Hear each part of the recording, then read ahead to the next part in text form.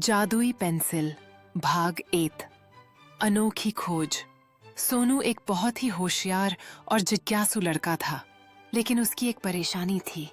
उसे ड्राइंग बिल्कुल नहीं आती थी। इससे वह बहुत निराश रहता था। उसकी कक्षा में बाकी बच्चे सुंदर सुंदर चित्र बनाते थे, लेकिन जब भी वह कुछ बनाने की कोशिश करता, उसकी रेखाएं टेढ़ी मेढ़ी हो जातीं। एक दिन जब वह स्कूल से घर लौट रहा था, तो रास्ते में उसे एक पुराना स्टेशनरी की दुकान दिखा। दुकान बहुत पुरानी लग रही थी, मानो बरसों से वहां कोई ग्राहक न आया हो। सोनू को पुरानी चीजों में बहुत दिलचस्पी थी, इसलिए वह अंदर चला गया।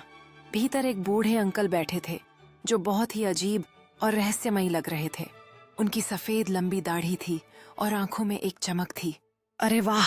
सोनू ने चारों ओर देखा और एक कोने में रखी लकड़ी की पुरानी पेटी से एक सुनहरी पेंसिल निकाली। ये कितनी सुंदर पेंसिल है, सोनू ने कहा। दुकानदार अंकल मुस्कुराए और बोले, यह कोई आम पेंसिल नहीं है बेटा, यह जादुई पेंसिल है। इससे जो भी बनाओगे वह सच हो जाएगा। सोनू पहले तो हंस पड़ा। उसे लगा कि यह बस एक मजाक है, लेकिन बूढ़े अंकल ने पेंसिल उसके हाथ में रख दी और कहा, इसे आजमा कर देखो, लेकिन याद रखना, इसका इस्तेमाल सोच समझ कर करना।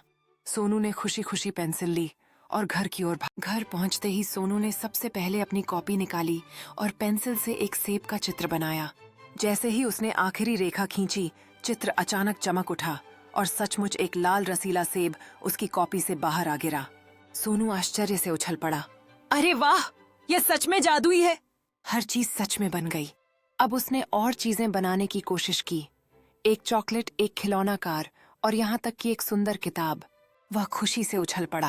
अब वह जो चाहे बना सकता था। उसकी कल्पना की सीमाएं अब अनंत थीं और उसने सोचा कि आगे क्या बनाएगा। सोनू ने सोचा, क्या मैं एक दोस्त बना सकता हूँ? जितनी जल्दी उसने चित्र खींचा, उतनी ही तेजी से एक प्यारा कुत्ता उसकी कॉपी से बाहर कूद पड़ा। सोनू ने कुत्ते को प्यार से सहलाया और कहा, चलो हम खेलते हैं।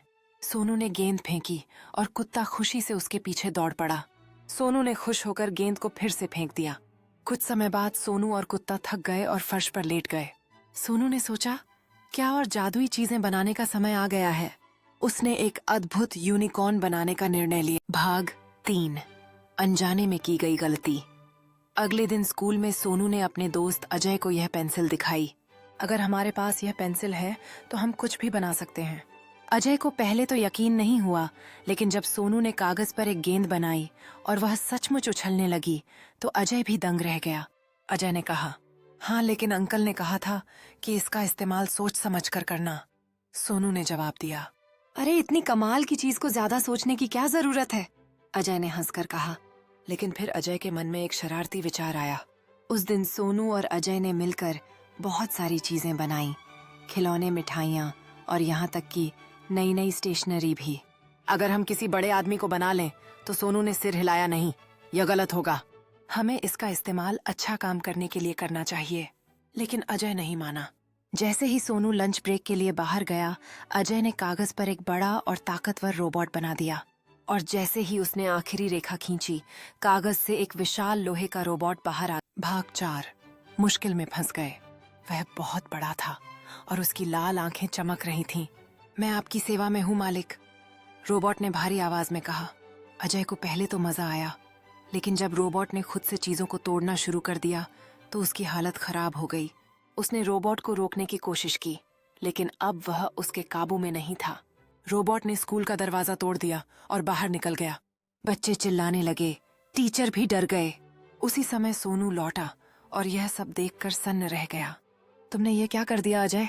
मुझे नहीं पता था कि यह इतना बड़ा हो जाएगा, अजय रोते हुए बोला। अब सोनू को कुछ करना था।